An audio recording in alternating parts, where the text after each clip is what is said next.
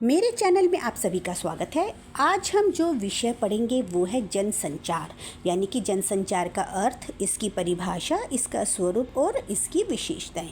आज हम टॉपिक में ये सब कवर करेंगे, ठीक है। तो सबसे पहले हम बात करते हैं जनसंचार के अर्थ की। इससे पहले बच्चों, अगर आपने मेरे चैनल को सब्सक्राइब नहीं किया है तो आप सब्सक्राइब कीजिए, आप उसे लाइक और शेयर कीजिए, जिससे मेरी सभी नई वीडियोज़ आपको तक पहुँचती रहें। तो चलिए शुरू करते हैं जनसंचार का अर्थ।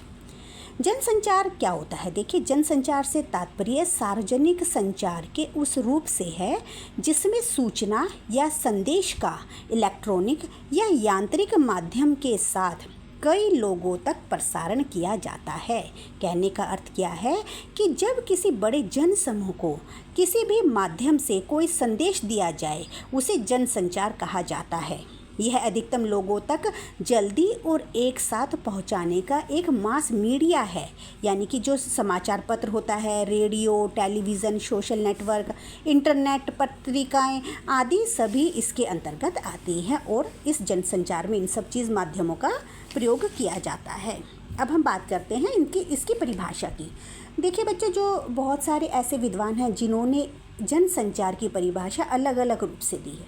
तो आज हम बात करेंगे लिटिजान और फ्रांस की। वो इसके बारे में क्या कहते हैं? उनका कहना है कि वह प्रक्रिया जिसके द्वारा मीडिया संगठन बड़े पैमाने पर लोगों तक संदेश पहुंचाते हैं, और वह प्रक्रिया जिसके द्वारा उन संदेशों को दर्शकों द्वारा खोजा, इस्तेमाल, समझा या प्रभावित किया जाता है।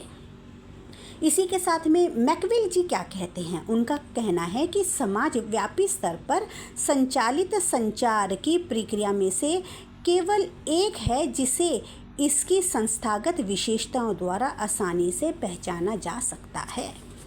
ठीक है, ये तो थी विद्वानों की परिभाषा है। अब हम बात करेंगे इसके स्वरूप की। देखिए, जो जनसंचार है उसे 3 वर्गों में विभाजित किया गया है, और 3 वर्ग उसके कौन कौन से हैं? प्रिंट मीडिया, इलेक्ट्रॉनिक मीडिया और फोटोग्राफिक मीडिया। ठीक है, ये 3 तरह के इसके माध्यम हैं जनसंचार के। सबसे पहले हम बात करेंगे प्रिंट मीडिया की। प्रिंट मीडिया क्या होता है? देखो, ये एक ऐसा साधन है जो खबरों को लिखित रूप से जनता तक पहुंचाता है। प्रिंट मीडिया की उत्पत्ति का जो श्रेय है वो जर्मनी को दिया जाता है। जर्मनी में सबसे पहला जो छापाखाना है वो खुला था, जिसने संचार के क्षेत्र में एक बहुत बड़ी क्रांति का काम किया था। और 1980 में आते आते जर्मनी के केवल बर्लिन शहर में ही लगभग 55 से भी अधिक समाचार पत्रों का प्रकाशन होने लगा था।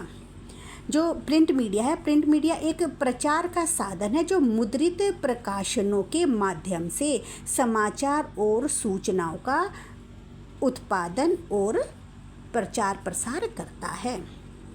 देखिए, जो प्रिंट मीडिया है, प्रिंट मीडिया ने लोगों को पहले से कहीं ज़्यादा तेज़ी से शिक्षित करना संभव किया है।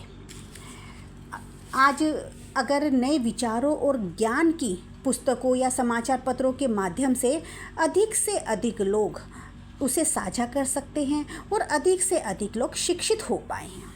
ठीक है, तो अगले हम दूसरा जो इसका मीडिया है वो है इलेक्ट्रॉनिक मीडिया। इलेक्ट्रॉनिक मीडिया क्या होता है? इलेक्ट्रॉनिक मीडिया उन सभी माध्यमों को कहते हैं जो इलेक्ट्रॉनिक तकनीक का उपयोग करके विभिन्न प्रकार की जानकारी, समाचार, मनोरंजन आदि का सीधे या अप्रत्यक्ष रूप से उपभोक्ताओं तक पहुंचाते हैं।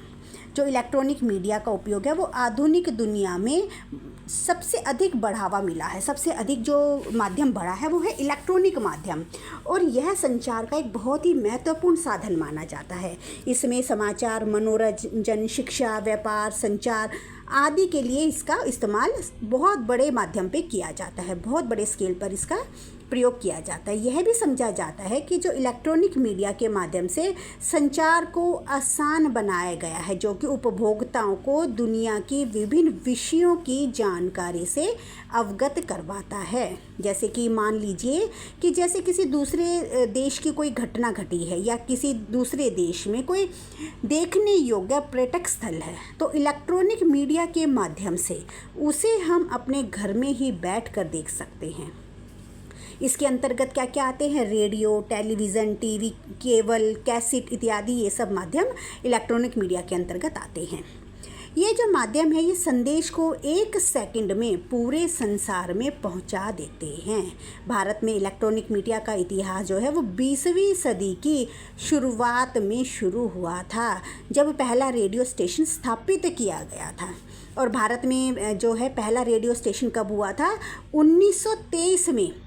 तो 1923 में बॉम्बे में रेडियो क्लब ऑफ बॉम्बे द्वारा यह स्थापित किया गया था।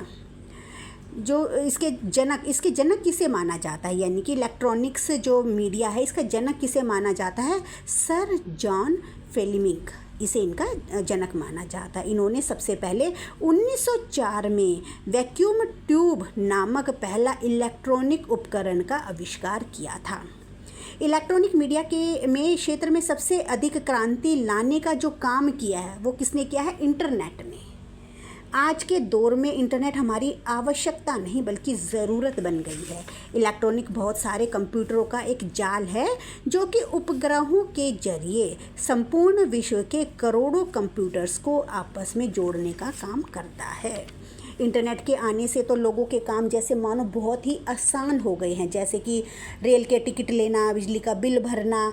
जहां इन कामों के लिए घंटों लाइनों में खड़ा होना पड़ता था, वहीं आज ये सब काम बस एक क्लिक करने के माध्यम से ही संभव हो गए हैं। अब इसका आविष्कार किसने किया? इतनी बड़ी जो देन इलेक्ट्रॉनिक मीडिया में, इतनी बड़ी देन जो दी है इंटरनेट की, इसका आविष्कार 1969 में हुआ था। टिम बर्नर्स-ली ने इसका आविष्कार किया था।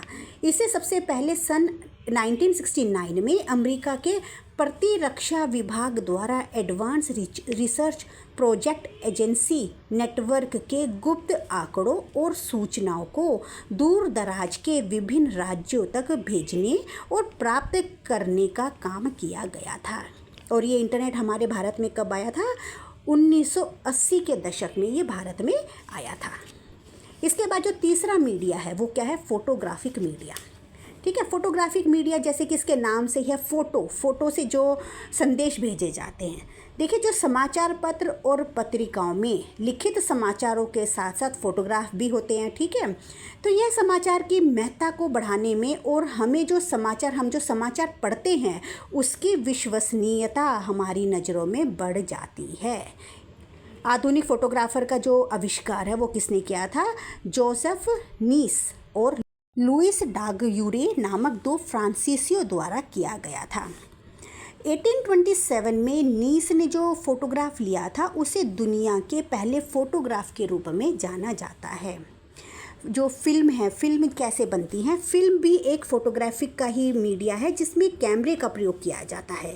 कैमरे के प्रयोग से रीलें तैयार की जाती हैं और इन रीलों के प्रयोग से सिनेमा घरों में फिल्मों का प्रदर्शन किया जाता है। जो सिनेमा के जो चित्र चलते हैं वो 1 मिनट में 90 फीट की गति से दौड़ते हैं और लोगों के सामने दिखाई देते हैं।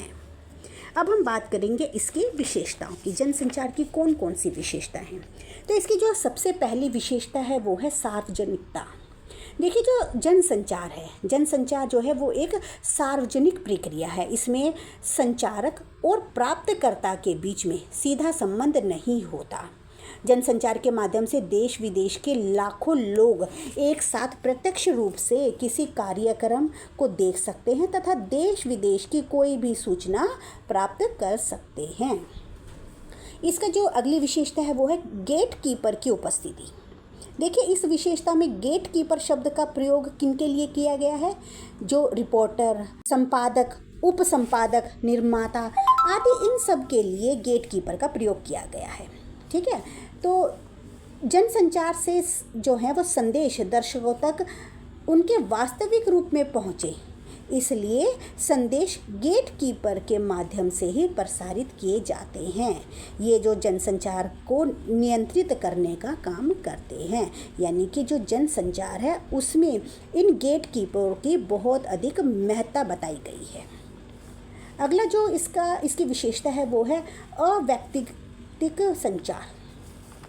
देखिए जो संचार है वह अवैयक्तिक प्रकृति का होता है। कहने का अर्थ क्या है कि जो व्यक्ति इसमें भाग लेते हैं वे अजनबी होते हैं और एक दूसरे को नहीं जानते, इसलिए यह अव्यक्तिगत होते हैं। कहने का अर्थ क्या है कि इस माध्यम में जो व्यक्ति समाचार भेजता है और जो प्राप्त करता है उनमें कोई भी संबंध नहीं होता, क्योंकि समाचार भेजने वाला व्यक्ति किसी एक व्यक्ति को समाचार नहीं भेजता बल्कि एक व्यापक जन समूह को वो समाचार भेजता है, इसलिए उनमें आपस में कोई भी संबंध नहीं होता।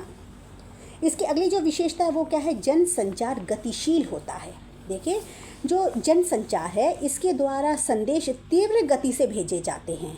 समाचार पत्र, रेडियो, दूरदर्शन, नेट, मोबाइल आदि के द्वारा संदेश तीव्र गति से देश विदेश तक पहुंचाए जा सकते हैं।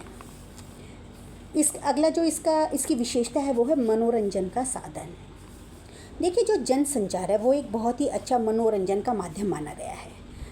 मान लीजिए किसी देश में कोई भी कार्यक्रम हो रहा है या कोई क्रिकेट मैच हो रहा है, तो जनसंचार के माध्यम से इस कार्यक्रम को या मैच को हम घर बैठ के ही उसका आनंद हम ले सकते हैं, इसलिए ये बहुत ही अच्छा एक मनोरंजन का साधन माना गया है। तो बच्चों ये तो थे जनसंचार। मैं आशा करती हूँ कि आपको मेरी ये वीडियो अच्छे से समझ आ गई होगी। धन्यवाद।